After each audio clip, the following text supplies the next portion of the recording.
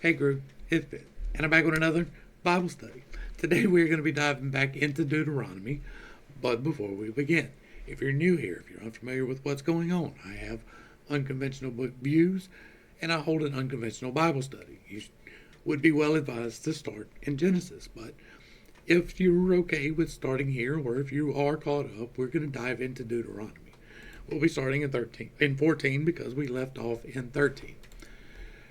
This is going to be a listing of the clean and unclean animals. I'm not going to stop and talk about it much, other than the fact that I've already talked about how the dietary laws, for the most part, all make sense. If you undercook the things that are listed, they can kill you. If you touch the wrong parts, some of them, you can die.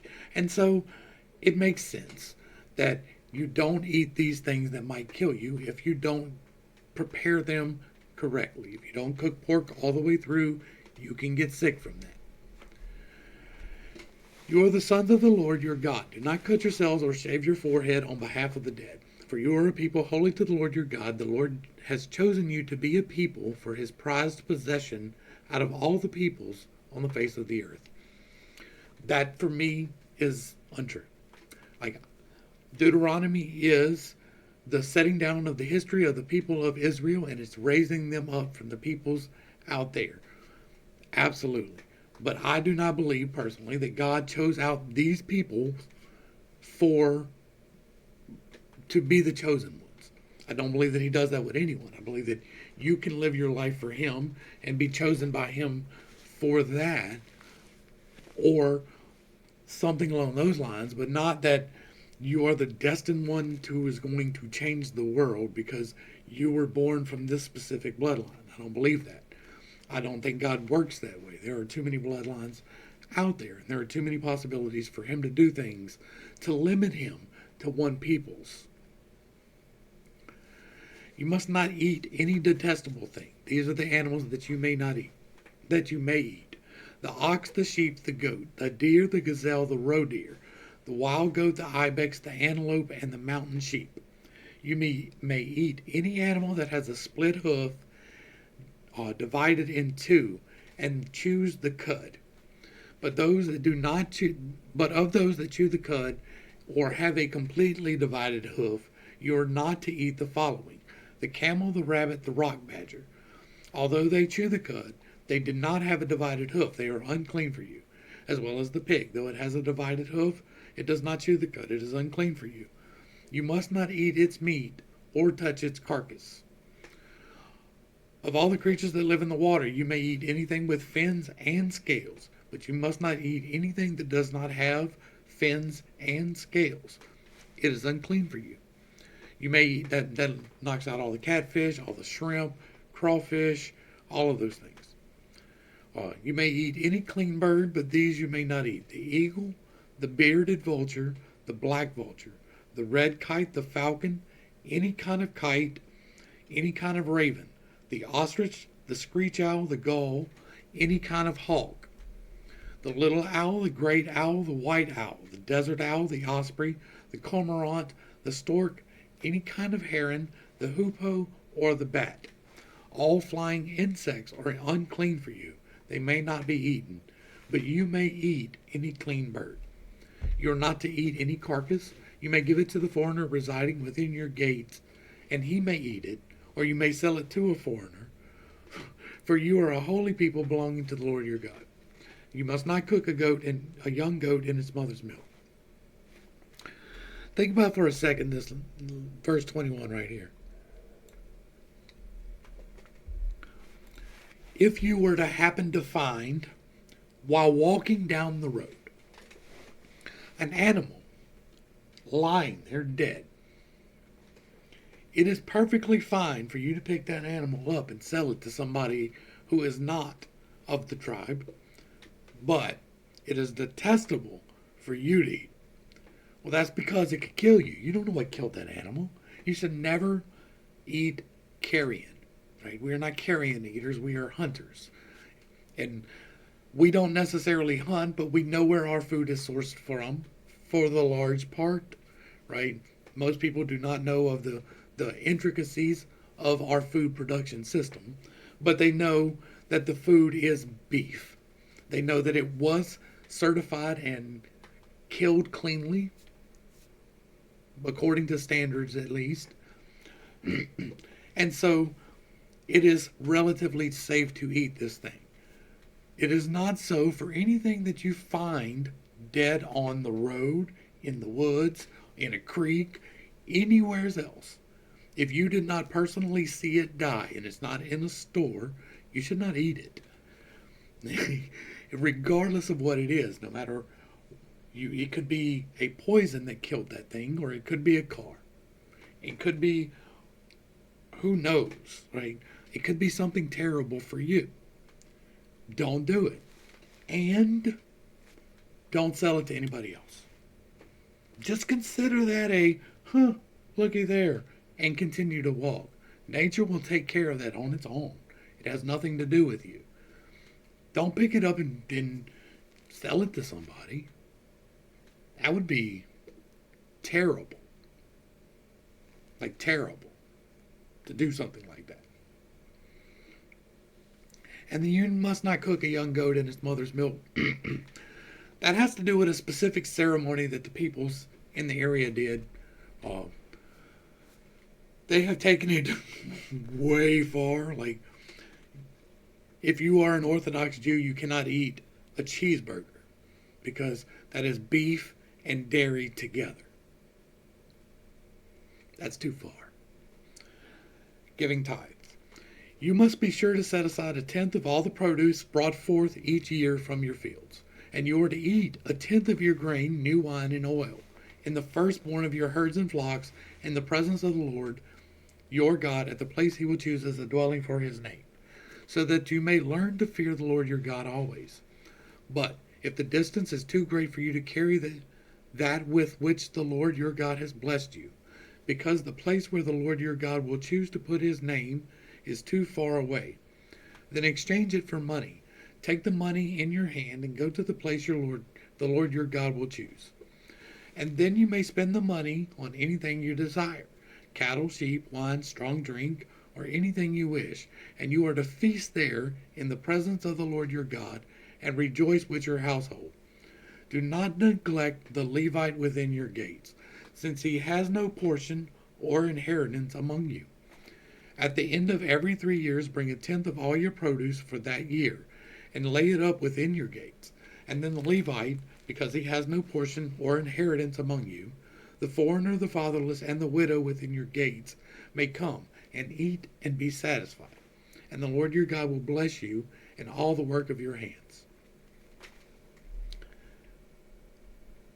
So, this is one of the verses on giving tithes, right? This is one of the ones that people never want to hear about. But here's the thing about tithing.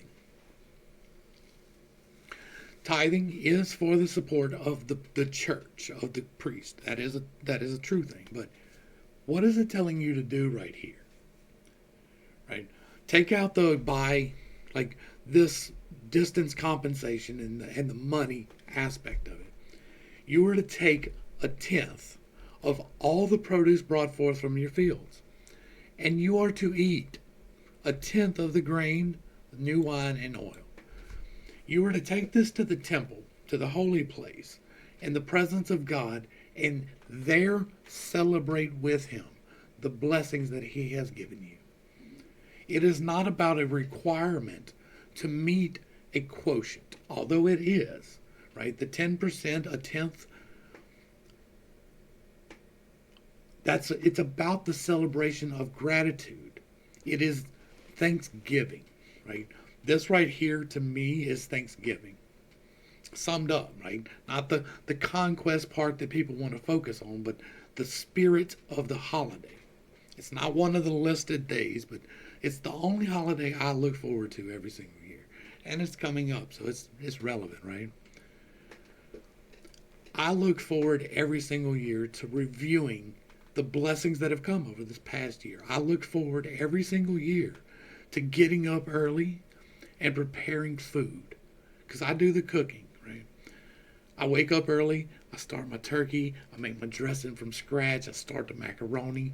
I do the rice. I make the gravy. My sister-in-law brings a roast. My brother-in-law brings a ham. But I do the majority of the cooking, and I look forward to every single second of it. I get to rejoice in that day. That one day out of the whole year, my family is going to be here, and we're going to eat together, and we're going to say a little prayer before we do. And it's normally something very quick. Dear Heavenly Father, thank you for this day. Thank you for this family that we are here with, and thank you for the blessings that you have given us. Make next year a better one than it was, and that's where we wrap it up. It's not a long, drawn-out process, but we get to spend a little bit of time with our family, and we get to talk. Even if it's just for a few minutes before somebody has to run off and go see somebody else. This one day a year, I get to say to God, thank you for all of this wonderful stuff. And if it takes a tenth of all I produce, I am more than blessed that that's all it would take to do that. That would be the best thing I could possibly imagine, is if I'm actually in the presence of God, as they believe they are. The tithe is not about an obligation. The tithe is about giving from the abundance of your heart. It is about taking the moment to appreciate the blessings that you have been given, because every single breath you take is a blessing. Every single time that you get to go to sleep with a roof over your head, that is a blessing that a lot of people don't have. When you flip the switch and the light comes on, that is a blessing that a lot of people don't have. When you can turn on the tap and get water to put in a cup to drink, that is a blessing. The fact that you can bathe, that we have enough water in abundance to bathe in, that is a blessing. And the tithe is the time to take stock of that. The little everyday blessings that we tend to overlook, that we tend to say, that's an expected part of life. It's not. If you know history at all, right? Indoor plumbing is only a couple hundred years old. Humanity is older than that. Being able to go to the store and just buy what you want is relatively new. That's like 150 years old. To get just whatever? Oh yeah, definitely. No more than. And so we tend to overlook the blessings that we get. And the tithe is supposed to remind you of that. To take the time to be thankful for what you got and take the best of what you have to God and celebrate there with Him the blessings that He has given you. We take that to mean that you write 10% check when you go to church and you give it to the people and they take care of everything from there. And at the end of every 3 years, bring a tenth of all your produce for that year and lay it up within your gates. And then the Levite, because he has no portion, the foreigner, the fatherless, and the widow within your gates may come and eat and be satisfied. And here we get another one, because this is on top of. This is not a included with. This is every 3 years, take a little bit extra and go give it to somebody else. Give that to somebody else. Now, this is a go set it out there and they can come and take it type of situation, but it doesn't have to be. How many times in your life have you given it to the foreigner, the fatherless, or the widow? Now, our borders are important. I believe in our borders. I believe that they should be enforced, but I think they should be as open as possible, right? I love immigration. I love the fact that our future is beige. Like, the future of the United States is beige. I don't know if you're thinking it's black, you're wrong. If you're thinking it's white, you're wrong. It's beige because we are intermingling and becoming the promise that we were. We have never been the promise of what was coming, but we are becoming the promise of what could be if we grab hold of some reins, right? We should be welcoming to the farmer, to the foreigner, to the people who want to do the jobs that we don't want to do, because let's face it, there is shit we don't want to do. But we should absolutely have the certainty that the people who are coming to work are doing so responsibly and are actually doing the things that they say they're going to do. I don't want drugs coming across the border, and I damn sure don't want people being sold across the border. And so I believe in borders, but I think that the gates should be open as wide as possible, that we should take in as many as we can. That's what I believe doctrinally. We should be taking care of the fatherless. How many fatherless children are out there right now? Now, my children know their father. They are blessed by that. And many children lose their father. And that is a hard thing. But too many times we are letting the fathers just slide off. And we're saying, well, he should be paying child support. And if he don't pay child support, then our taxes should be taking care of that. No. No. We should be taking care of that. Now, we have the privilege to be able to pay taxes. And those taxes, in part, take care of that. But it is not up to the taxes to take care of that. It is up to us. We spend our taxes thinking that it will take care of that, and it will not, because we are letting the fatherlessness become the epidemic. And you cannot just treat the symptom. You have to treat the disease. The widows, like, that is the retirees, right? That is not just the widows, but in a large part it was the widows, because people worked until they died. There was no retirement. And so these women depended on their men to provide for them. This was a patriarchal society. And so the men did everything. And so they were expected to take care of the widows along with. We all should be doing that. We allow our taxes to do that. But then we don't hold accountable the people who we elect to take care of it. We don't hold them to account for our money. We're like, what are you spending that on? Damn it, that pisses me off. And then we just go about our day. And we elect the same damn people. It's ridiculous. This is not a normal talk about tithing, because this is one of the things, like, I don't look at it like other people do, right? People look at it as an obligation that they have to give to the church to support the church. Well, I don't have a church. But if I see somebody and they're on the side of the road and they look like they're hungry or they look like they're down, I will take my money and I will give it to them. And if they use that on drugs, that's not my responsibility. God told me to give them some money. And so that's what I did. And if they use that to go get food, that's great. And if they use that to go get booze, that's great, because God obviously wanted them to have it. It's not up to me what they do with my charity. It's not up to me what happens after I give it to them. It's up to me to listen when he tells me to give it to them. We spent a lot of time on that, I know. I'm sorry. The 7th year. At the end of every 7 years, let me put my glasses on so I can see what I'm talking about. At the end of every 7 years, you must cancel debts. This is a matter of remission. Every creditor shall cancel what he has loaned to his neighbor. He is not to collect anything from his neighbor or brother, because the Lord's time of release has been proclaimed. You may collect something from the foreigner, but you must forgive whatever your brother owes you. There will be no poor among you, however, because the Lord will surely bless you in the land that the Lord your God is giving you to possess as an inheritance.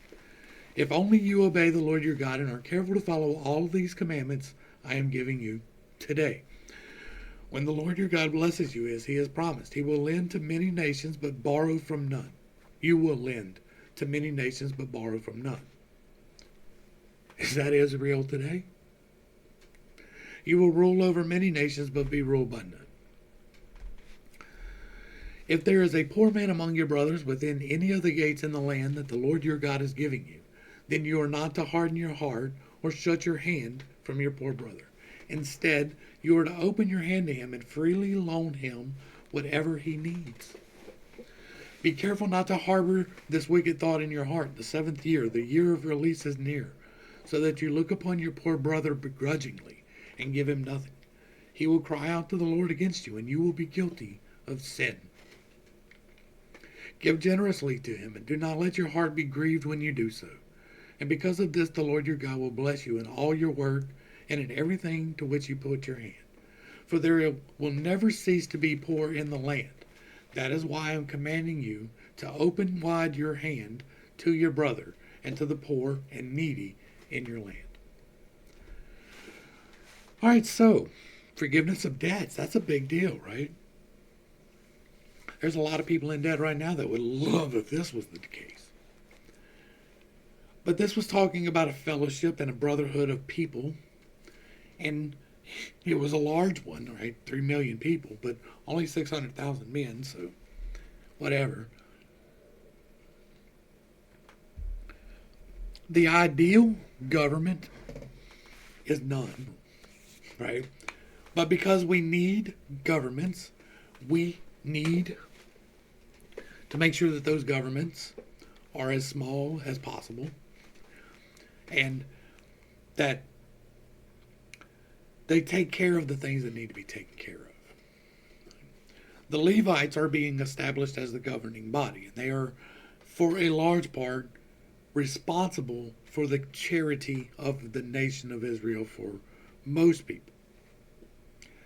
This is setting them apart in the fact that they're to look out for one another. Right?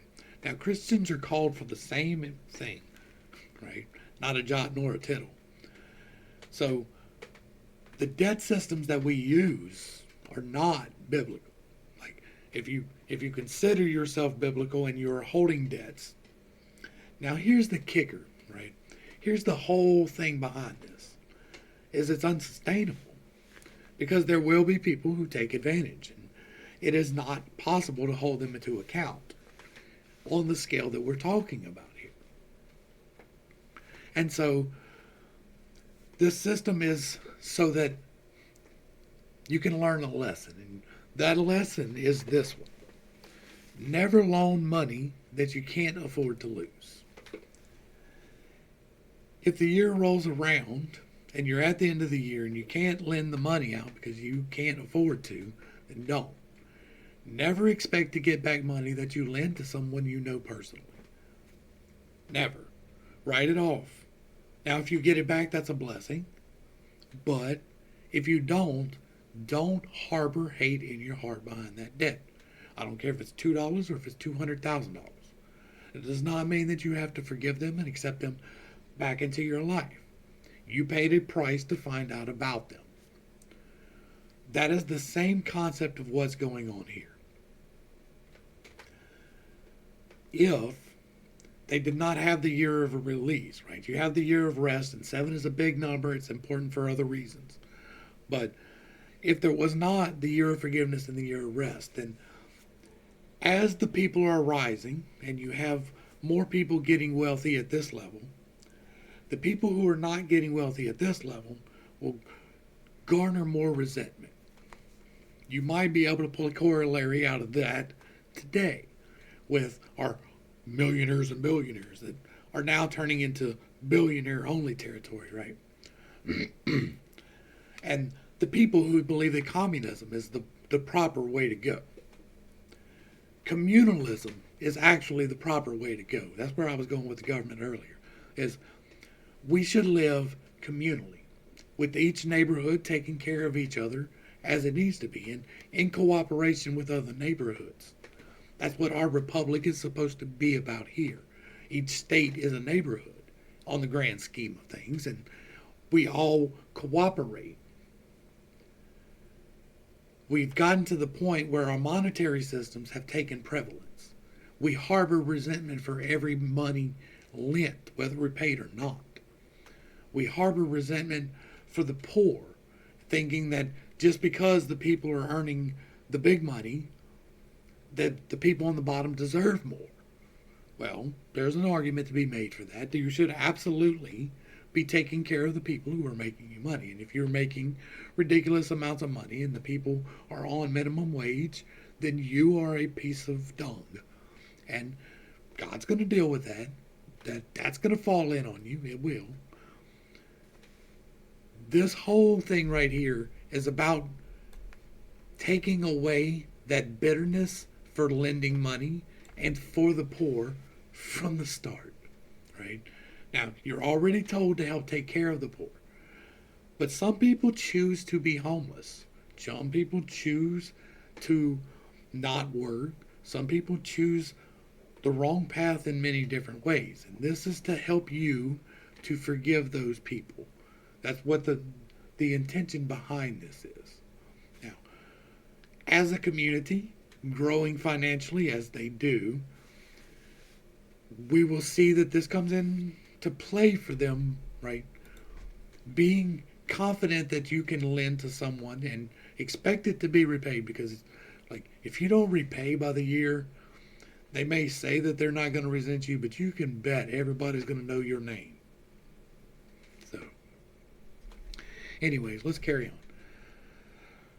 The point of that is, don't harbor resentment for anything, any transgression, any sin, anything. Don't harbor it. Like, don't hold on to any of that. If a fellow Hebrew, a man or a woman, is sold to you and serves you 6 years, then in the 7th year you must set him free. And when you do release him, do not send him away empty-handed. You are to furnish him liberally from your flock, your threshing floor, and your winepress. You shall give to him as the Lord your God has blessed you. Remember that you were slaves in the land of Egypt, and the Lord your God redeemed you. That is why I am giving you this command today. But if your servant says to you, I do not want to leave you, because he loves you, and your household is well off with you, then take an awl and pierce it through his ear into the door, and he will become your servant for life. And treat your maidservant the same way.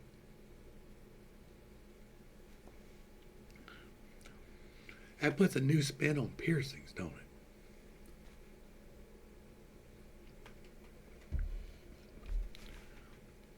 Personally, I don't care if you pierce yourself or not. But it is interesting sometimes to see some of the traditions of where things come from.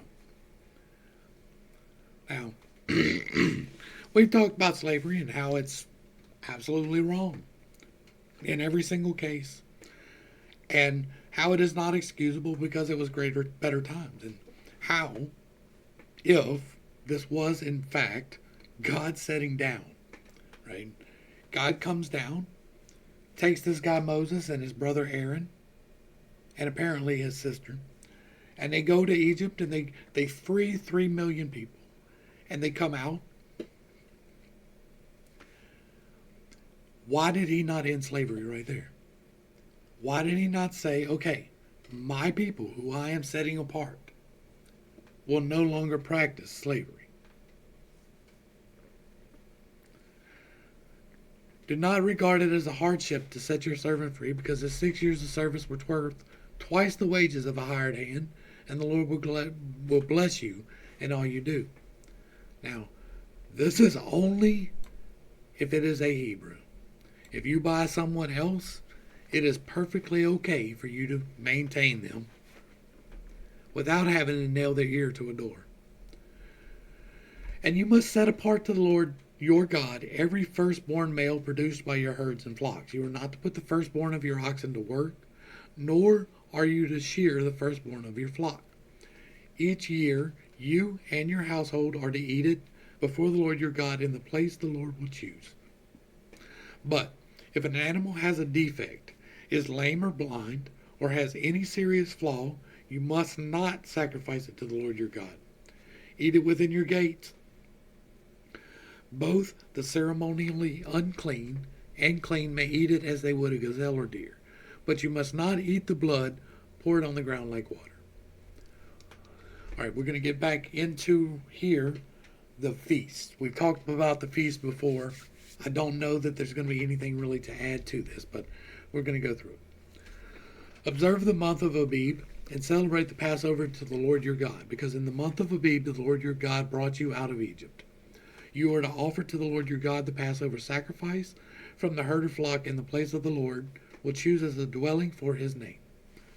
You must not eat leavened bread with it. For 7 days you are to eat it with unleavened bread, the bread of affliction, because you left the land of Egypt in haste, so that you may remember for the rest of your life the day you left the land of Egypt. No leaven is to be found in all your land for 7 days, and none of the meat you sacrifice in the evening of the first day shall remain until morning. You are not to sacrifice the Passover animal in any of the towns that the Lord your God is giving you. You must only offer the Passover sacrifice at the place the Lord your God will choose as a dwelling for his name. Do this in the evening as the sun sets, at the same time you departed from Egypt. And you shall roast it, and eat it in the place of the Lord your God will choose, and in the morning you shall return to your tents. For 6 days you must eat the unleavened bread, and on the seventh day you shall hold a solemn assembly to the Lord your God, and you must not do any work. Now, it is funny that it says that they set out, right? Do this in the evening as the sun sets, at the same time you departed from Egypt. And earlier we have heard that they left in full sight of the Pharaoh and his armies in the daylight. You are to count off 7 weeks from the time you put the first sickle to the standing grain, and you shall celebrate the Feast of Weeks to the Lord your God with a free will offering that you give in proportion to how the Lord your God has blessed you. And you shall rejoice before the Lord your God in the place he will choose as a dwelling for his name. You, your sons and daughters, your men servants and maidservants, and the Levite within your gates, as well as the foreigner, the fatherless, and the widows among you. Remember that you were slaves in Egypt, and carefully follow these statutes. You are to celebrate the Feast of Tabernacles for 7 days after you have gathered to produce of your threshing floor and your winepress. And you shall rejoice in your feast, you and your sons and daughters, your men servants and maidservants, and the Levite, as well as the foreigner and the fatherless, and the widows among you. For 7 days you shall celebrate a feast to the Lord your God in the place he will choose, because the Lord your God will bless you in all your produce and in all the work of your hands, so that your joy will be complete. 3 times a year all your men are to appear before the Lord your God in the place he will choose, at the Feast of Unleavened Bread, the Feast of Weeks, and the Feast of Tabernacles. No one should appear before the Lord empty-handed. Everyone must appear with a gift as he is able, according to the blessing the Lord his God has given you. You are to appoint judges and officials for your tribes in every town that the Lord your God is giving you. They are to judge the people with righteous judgment. Do not deny justice or show partiality. Do not accept a bribe, for a bribe blinds the eyes of the wise and twists the words of the righteous. Pursue justice, and justice alone, so that you may live, and you may possess the land that the Lord your God is giving you. Forbidden forms of worship. Do not set up any wooden Asherah pole next to the altar you will build for the Lord your God. Do not set up for yourselves a sacred pillar, which the Lord your God hates. And here we have a problem. This is not something, as far as I know, that other people will even talk about, because probably they don't even think about it. But I have a curious mind, and I notice things, and so I popped out 22. Well, because I wanted to look at the word for pillar. This pillar and a stump. Why not set it up? Obviously, it must be detestable in every reference made for it, right? No, not at all. I went back and looked, and it is this, right? This is the first reference, but the other references are along the same line. Early the next morning, Jacob took the stone he had placed under his head, and he set it up as a pillar. He poured oil on top of it, and he called that place Bethel, though previously the city had been named Luz.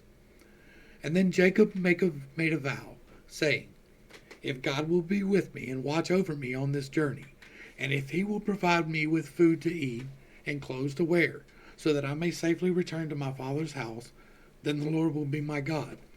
And this stone I have set up as a pillar will be God's house. And all that of you, and of all that you give me, I will surely give you a tenth.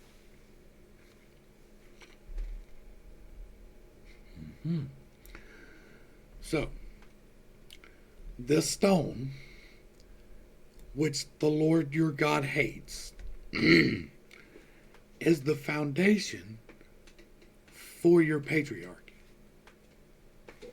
Come on, bro. This stone that your Lord your God hates is the stone upon which the covenant was founded and the tithe established. Come on, bruh. Come on, bruh. Come on, bruh. For real, though? For real, though. That's what we doing. The stone, the pillar that your Lord, your God, hates is the foundation of your religion. Come on, bro. You shall not sacrifice to the Lord your God an ox or a sheep with any defects or serious flaw, for that is detestable to the Lord your God. If a man or a woman among you in any of the towns that the Lord your God gives you is found doing evil in the sight of the Lord your God, he is transgressing his covenant and going to worship other gods, bowing down to them, or to the sun or moon, or any of the host of heaven, which I have forbidden. And if it is reported and you hear about it, you must investigate thoroughly. If the report is true, and such an abomination has happened in Israel, you must bring out of your gates the man or woman who has done this evil thing, and you must stone that person to death. On the testimony of 2 or 3 witnesses, a man shall be put to death, but he shall not be executed on the testimony of a lone witness. The hands of the witnesses shall be the first in putting him to death, and after that the hands of all the people. And so you must purge the evil from among you. If a case is too difficult for you to judge, whether the controversy within your gates is regarding bloodshed, lawsuits, or assaults, you must go up to the place the Lord your God will choose. You are to go to the Levitical priest and to the judge who presides at that time. Inquire of them, and they will give you a verdict on the case. You must abide by the verdict they give you at the place the Lord will choose. Be careful to do everything they instruct you, according to the terms of the law they give, and the verdict they proclaim. Do not turn aside to the right or the left from the decision they declare to you. But the man who acts presumptuously, refusing to listen either to the priest who stands there to serve the Lord your God, or to the judge, must be put to death. You must purge the evil from Israel. Then all the people will hear and be afraid, and will no longer behave arrogantly. We're going to pause right here before we get into the king, because this is where we're going to wrap it up. Guidelines for a king. When you enter the land that the Lord your God is giving you to have taken possession of it and settled in it, and you say, let us set a king over us, like all the nations around us. You are to appoint over yourselves the king whom the Lord your God shall choose. Appoint a king from among your brothers. You are not to set over yourselves a foreigner who is not one of your brothers. But the king must not acquire many horses for himself, or send the people back to Egypt to acquire more horses. For the Lord has said, you are never to go back that way again. He must not take many wives for himself, lest his heart go astray. He must not accumulate for himself large amounts of silver and gold. When he is seated on his royal throne, he must write for himself a copy of this instruction on a scroll in the presence of the Levitical priest. It is to remain with him, and he is to read it all the days of his life, so that he may learn to fear the Lord his God by carefully observing all the words of this instruction and these statutes. And then his heart will not be exalted above his countrymen, and he will not turn aside from the commandment to the left or right, in order that he and his sons may reign many years over his kingdom in Israel. Now, if you're unaware, let's talk about it for a second, but from the time they go into Israel and the time they get kings is a significant portion of time. They live under the judges and the priests for a while before they get Saul. And so we'll be digging into that as we go along, but it is interesting to note that they're told not to go to Egypt. And I'm going to give you a little homework way ahead of time. And if you stayed along this long, maybe you already know, but who can tell me how Solomon and David made their money? I'll be very interested to hear that. I'll tell you when we get to it, but it has something to do with Egypt, and I'll be curious to see if y'all know in the comments down below. Hopefully, I brought a little bit of enlightenment and not too much confusion to a very complicated topic. I know that I hold very unconventional beliefs. I know that what I believe is not for everyone. That's why I give my disclaimer in the beginning. Because I am not here for everyone. I am here for the ones who are questing, who are seeking, who are looking for a little bit more. I talk about the things as they come up as we are reading through the book. That's all I'm doing. We're reading through the book and seeing what it says. Some of the things it says are pretty horrible. Some of the things it says directly contradicts other things it says. We're not pushing that to the side. This was a great thing for what it did.